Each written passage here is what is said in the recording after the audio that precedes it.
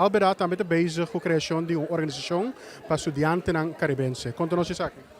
Klopt, nós temos ano acaba com nós bezig com estudantes na caribense, camina com nós intenção para estudantes na por topa outro, conhecer outro para somos hobby bem na bisa toch na sindina na so, and me dá great com nós tinha community camina com na por bem junto, anto também bem com na pergunta na com na ting cos na prático para a escola, pero também com a vida em geral na Holanda.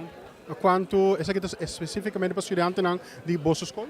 Sim, está especificamente para nós estudantes, mas nós trabalhamos junto com a organização também, modo que toda a comunidade de nós estudantes caribense, por para outro, e por ajudar outro e motivar outro também.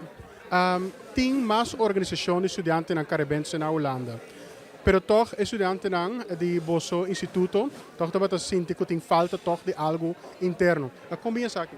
Bom, motor para que todos estudantes não eenmaal kunnen bezig kunnen estudio, hoop ik ben aan de kera ding parte di nang estudio so, de nang klas ando sina noting outro estudante nang caribense na nota sali mas pa fo.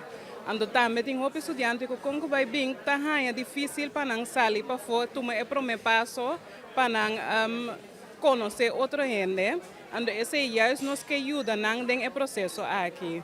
Que mas nós tem a comunidade na nossa escola.